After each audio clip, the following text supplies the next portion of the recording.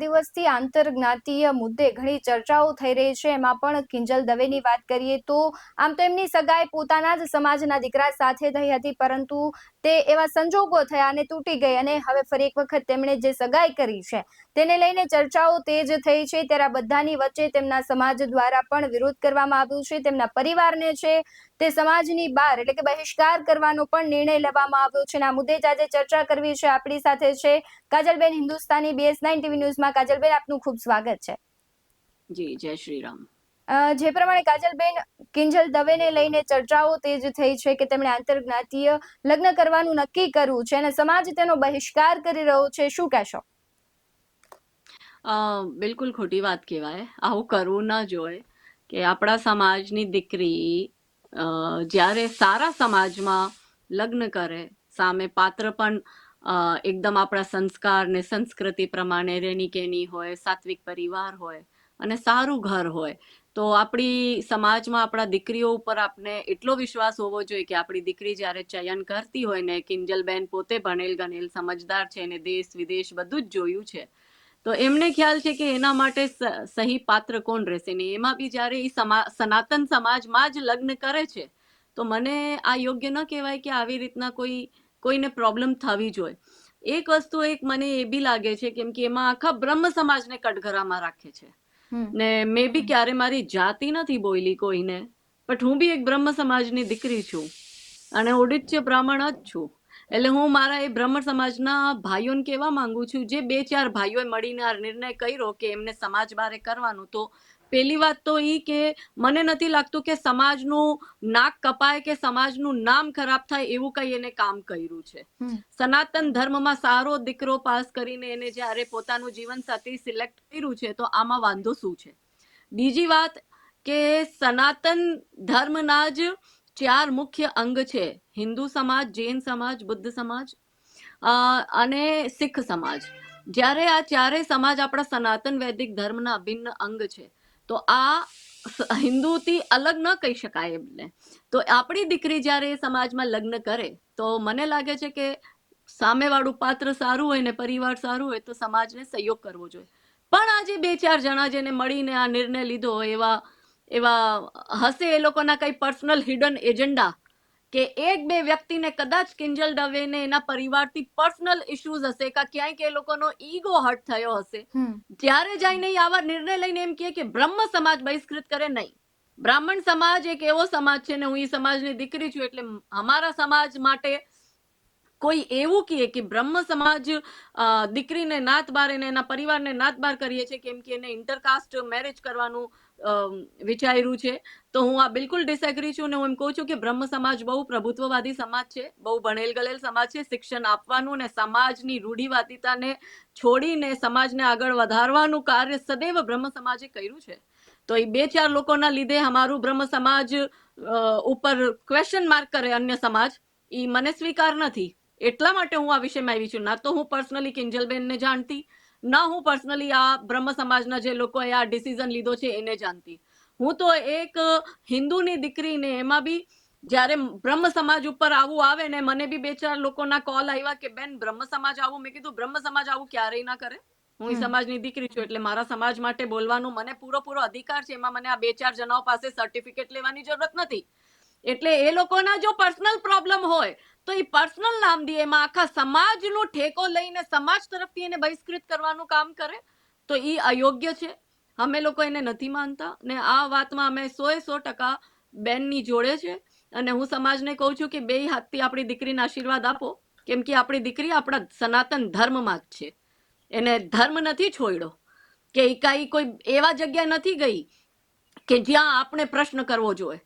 આમાં દીકરી આપણી સાચી હોય તો સાથ દેવાનું, આનાથી રોંગ મેસેજ જાય સમાજમાં અને અંદર ફાટા પડે ને અંદર દુશ્મનવાટ ઊભી થાય। એક તરફ આપણે નાતી જાતિના ભેદભાવ ભૂલાવીને સંગઠિત એકત્રિત થઈને દેશને આગળ વધારવાની વાત કરીએ, સનાતન ધર્મને મજબૂત કરવાની વાત કરીએ, અહીંયા એટલા બધા પડકારા છે, એટલી બધી પ્રોબ્લેમ્સ છે, આપણે જોઈએ છે ચાદરવાળો ને ફાદરવાળો ધર્માંતરણ કરાવી રહ્યા છે, મુસ્લિમ ધર્માંતરણ કરાવી રહ્યો છે, મિશનરી વાળો ધર્માંતરણ કરાવી રહ્યો છે, આપણી દીકરીને મુસલમાનો લવ જિહાદમાં ફસાવીને લઈ જઈ રહ્યા છે। આવી શક્તિઓથી લડવું છે, યા પછી હિન્દુ અંદર જ આવી રીતના ડિવાઈડ થશે તો આપણે કેવી રીતના લડશું?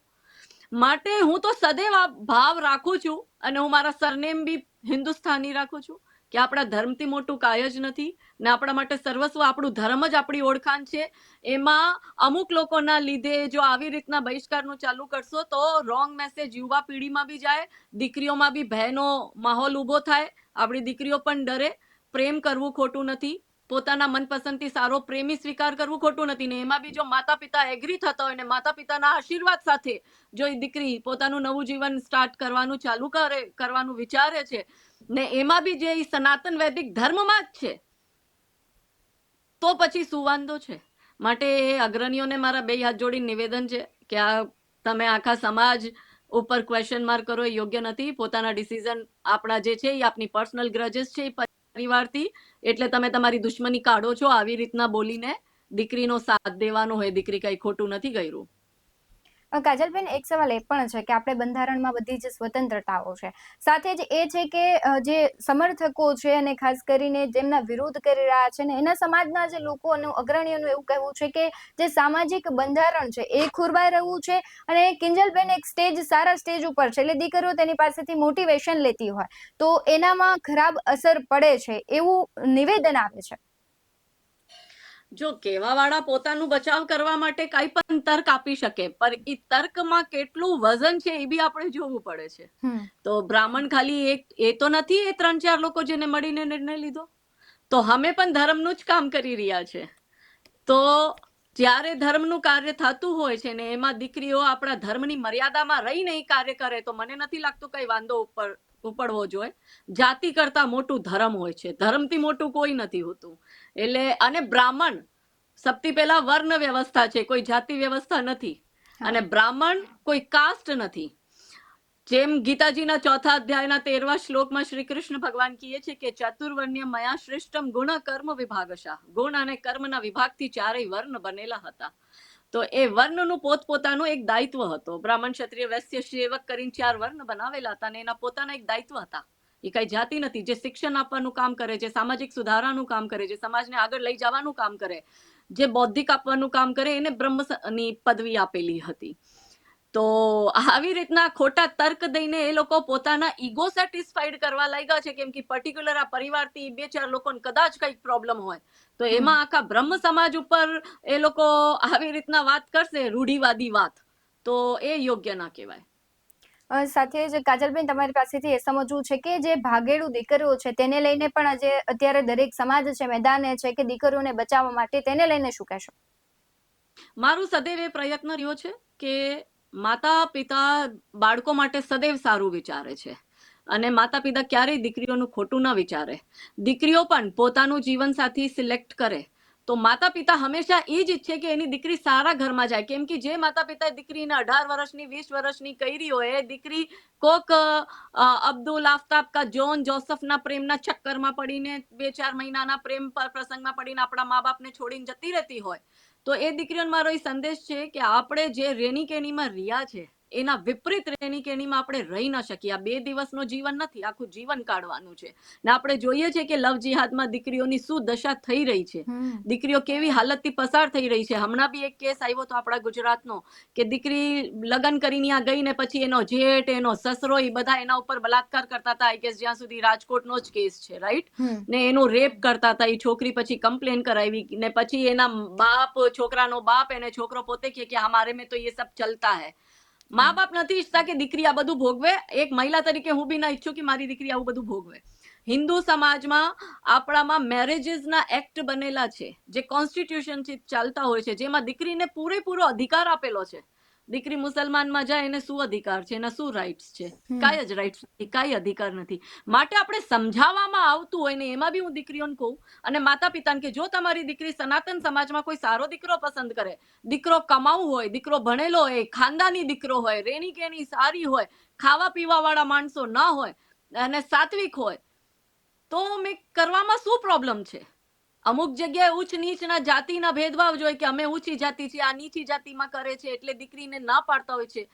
જાતિ ના જો, છોકરાના ગુણ જો, એના પરિવારના ગુણ જો, અને સનાતન ધર્મમાં છે તો જ્યાં સુધી હું મારું પર્સનલ કહું છું કે મારું માનવું એવું છે કે આપણે આ ધર્મના ભેદભાવ જ્યારે જ મિટાવશો જ્યારે આપણે અંદર અંદર આવા ભેદભાવ હટાવશો ને વ્યવહાર રાખશો, સામાજિક વ્યવહાર ચાલુ થશે. માટે માતા પિતાને કહેવાનું છે કે તમારી દીકરીનું સિલેક્શન સારું હોય ને પાત્ર સારો હોય તો રાજી ખુશી કરાવવાનું, જે તે કરતા દીકરી ભાગે નહીં અને માતા પિતાને પણ સમાજમાં એની નાક બની રહી. અને હવે તો એટલું બધું આજના મોડર્ન જમાનામાં એવું થઈ ગયું છે કે માતા પિતા સામેથી કરાવી આપે છે ઘણી જગ્યાએ, કે આવું નથી થતું. મારા જાણીતાઓમાં કેટલી જગ્યાએ એવું થયું છે કે સારા જગ્યાએ લગ્ન કરાવ્યા છે. મારા જાણીતામાં 2-3 જગ્યાએ એવો કેસ બન્યો હતો કે બ્રાહ્મણ સમાજની દીકરી હતી, કા પછી ક્ષત્રિય સમાજની દીકરી હતી, અને અન્ય સમાજમાં એને લગ્ન કરવાના હતા, તો પરિવાર ને કુટુંબ બહુ સારું હતું, તો માતા પિતાએ ધૂમધામથી કરાવ્યા. તો એવું કાંઈ છે નહીં. તો મને લાગે કે સમાજમાં હિન્દુ બનીને રહેવું ને હિન્દુને મજબૂત કરવાનું કામ આપણે કરવું જોઈએ. આ ડિવાઈડ ન કરવું જોઈએ. આપણે જે પોલિટિશિયન્સ કરે છે, પોલિટિશિયન્સનું કામ છે. સમાજનું કામ એ નથી કે એ રાજનીતિ કરે. પણ મહત્વનો સવાલ કાજલબેન એ છે કે જ્યારે કોઈ દીકરી આવું પગલું ભરે ને ત્યારે ખૂબ ચર્ચાઓ થાય. જ્યારે દીકરાઓ અન્ય જ્ઞાતિમાંથી લાવે છે અથવા બીજા ધર્મમાંથી લાવે છે ત્યારે સમાજ ક્યાંક છે ચૂપ હોય તેવું નથી લાગી રહ્યું? નહીં, દીકરાઓમાં બી મેં આવી પ્રોબ્લેમ જોઈ છે ઘણી જગ્યાએ કે દીકરો અન્ય સમાજમાંથી દીકરી લાવે તો પણ એને એક્સેપ્ટ કરવામાં ન આવે, એની સાથે ડિસ્ક્રિમિનેશન ઘરમાં થતું હોય, એવા બી મેં કેસ જોયા છે. એવું નથી ને, મેં ઘણા એવા કેસમાં કાઉન્સેલિંગ બી કરી છે કે ભાઈ આપણા સમાજની છે તો શું ફેર પડે કે કઈ જાતિની છે. તો દીકરાઓ બી સેમ પ્રોબ્લેમ ફેસ કરે છે કે એક ઘરમાં 2 ભાઈઓ છે તો એક ભાઈ સમાજની લઈ આવ્યો છે ને એક બીજો ભાઈ છે એ અન્ય સમાજની લઈ આવ્યું છે, તો એની સાથે કદાચ ડિસ્ક્રિમિનેશન થતું હોય તો મને એમ લાગે છે કે એ જ લોકો કરે જે લોકો માનસિક રૂપે અભણ છે. ભણવા માટે ચોપડીઓ 4 ભણ્યા હશે, પણ મેન્ટલી જે એનું ગ્રોથ થવું જોઈએ એ ન થયું હોય ત્યારે એ એવી માનસિકતા ધરાવતા હોય છે. તો એ યોગ્ય બી ન કહેવાય, કરવું બી ન જોઈએ આવું. જી કાજલબેન, આપ જોડાયા તે બદલ આપનો ખૂબ આભાર.